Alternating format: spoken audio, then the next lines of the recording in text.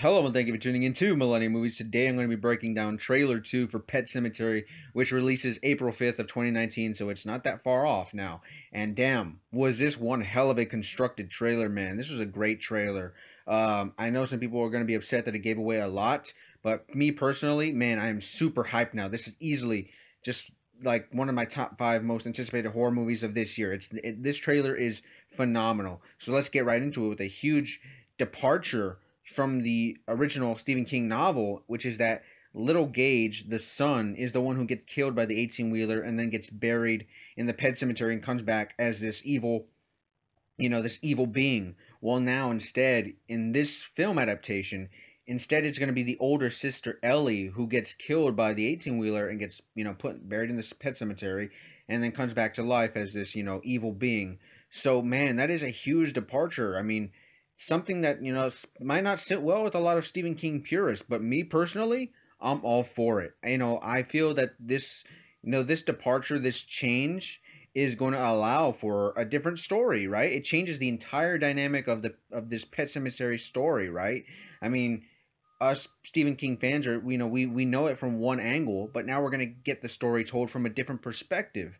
And that's what really reboots and remakes should be. That's what that's what the producers and the directors have been saying about this, is that, they want a new experience. That should be the whole point of a remake or an update. If they don't change things, then there's no point in even doing it. So of course, this departure makes actually a lot of sense when you think about it that way. So yeah, switching the roles of who gets killed is a huge change, but you know what? I'm so happy that they did it, because now, it allows for, think of the movie Pet Cemetery and think of little Gage, right? A little toddler. Like, yeah, at some points he is very creepy, but I mean, still, he's a cute little kid, right? He's a cute little actor. So you're not terrified, but in this case now, with an older actor, an older child now, being, playing the role of the dead come back to life, you have more opportunity now. You have more room to do, even scarier things with an older actor as opposed to, a toddler. So, the capabilities of what they can do now because of this change is, immense. They can take it in a lot of different directions. And let's just go ahead and get into the actual trailer itself now.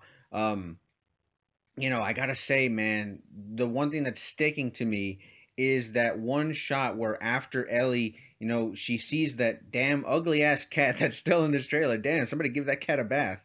But she sees it in the road, and Jason Clark's character, he's like, "Whoa, wait, that cat was dead. And why has it come back?" And that's how, of course, John Lithgow's character is going to tell him that, hey, if you bury people bury their pets and they bury things in this burial ground and they come back to life. And so, when his daughter dies, he's gonna be very desperate. He's gonna bury his daughter there, and hope that they can be a family again. Well, the thing that I love most is, right after she gets run over, and we as an audience know, oh shit, she's the one who dies.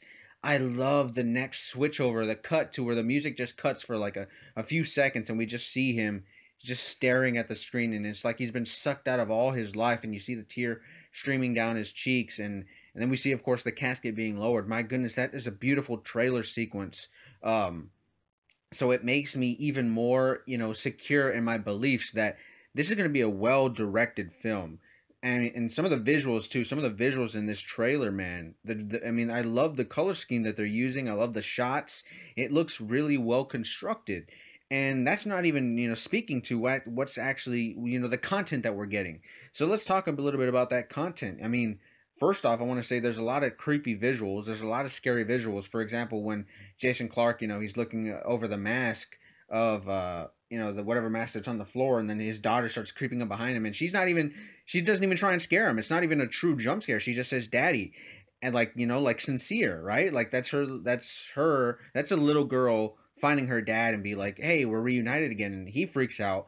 And man, I can just tell the performances in this film are going to be killer by Amy Seimetz and Jason Clark, because man, their reactions when they see their daughters back to life is like a mixture of unease, horror, and strange joy and relief at the same time. It's like a huge concoction of different, feelings, which I think plays true to real life if you put yourself in that situation and think. okay, what if I buried a loved one who was dead and they came back to life? What would your reaction be? So I love the reaction that we got out of those characters, out of those actors. Their performances, I'm sure, are going to be great. Not to mention, speaking of performances, John Lithgow's in this movie, man. John Lithgow is a terrific actor, and I hope that he's in a lot of this film. I hope that he's in this film for most of it. I'm sure his character's probably going to meet a tragic end, but I love the character of Judd in the Pet Sematary novel. So I hope that John Lithgow is in this film for quite some time. And two other things actually that I want to get out of the way before I end this video is that we get a look, man.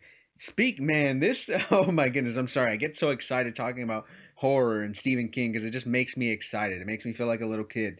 Um, when we see Zelda, oh my goodness, Zelda gave me nightmares, man. In the original film adaptation, that scene where we see Zelda like helplessly in bed and like she's trying to crawl out and stuff. Oh man, that gave me the creeps. That gave me nightmares.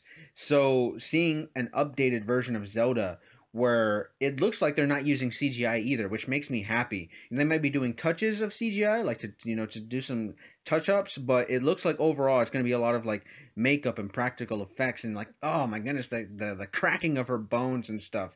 It's very creepy, but it's like a creepy good visual, right? It makes me excited that they're gonna do the source material justice. So, Zelda again, and the very last thing that I want to talk about is the when they're flipping through the books, Judd's character, or excuse me, the character of Judd and the character of Lewis, and when they're both going through the book about, I guess learning their history about what's in the woods and the burial grounds.